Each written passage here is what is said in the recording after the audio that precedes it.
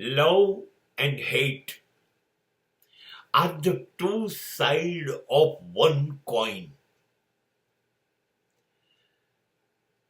You cannot hate anybody. When you hate anybody, it means you were in the love of somebody or anybody. નફરત અને પ્રેમ એક જ સિક્કાની બે બાજુ છે. જ્યારે તમે નફરત કરો છો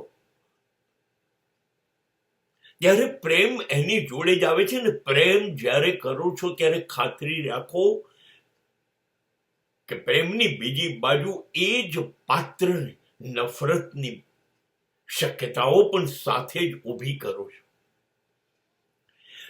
જેને પ્રેમ કરતા હોય એને જ નફરત કરી શકાય. અને જ્યારે કોઈને તમે બહુ જ નફરત કરો છો એનો મતલબ કે ક્યારેક તમે એને પ્રેમ કરતા હતા. જો બે વચ્ચે ક્યારેય પ્રેમ હતો જ નહીં તો અજાણ્યા માણસને નફરત કરવાનો તો પ્રશ્ન જ નથી ઉભો થતો.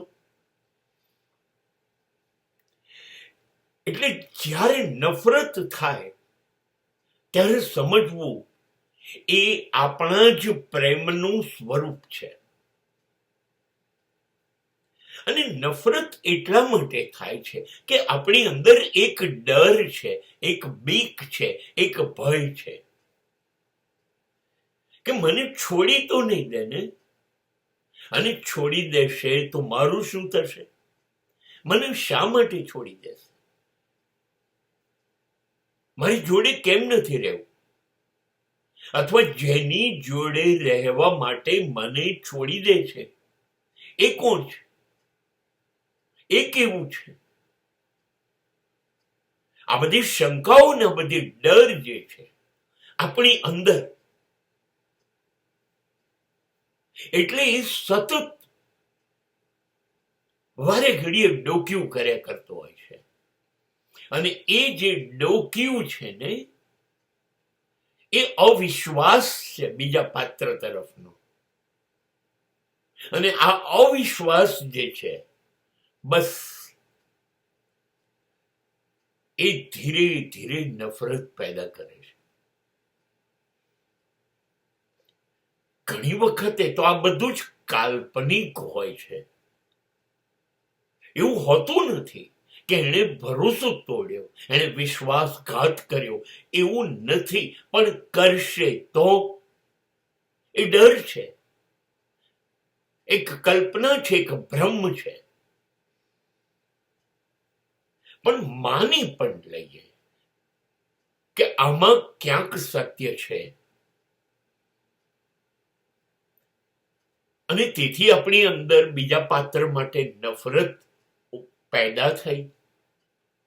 તો રસ્તો બિલકુલ સીધો સાદો છે.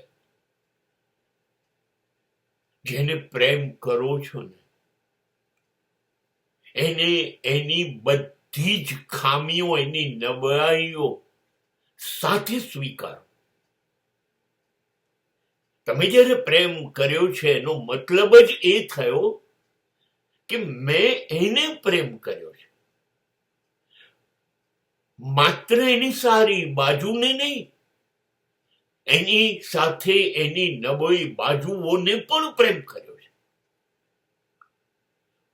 હવે કદાચ નબળી બાજુ અમારા બેની વચ્ચે આવી ગઈ તો જા માફ કરી દો. અને જ્યારે તમે શીખી જાઓ છો ને પ્રેમ કરતા પાત્રને માફ કરતા, ત્યારે નફરત આપોઆપ ગાયબ થઈ જાય છે. એટલે પ્રેમ આવશે તો નફરત આવશે જ. અને નફરત આવે તો તમે ખાલી માફી લઈ આવો, બસ પાછી નફરત એ પ્રેમ બની જશે.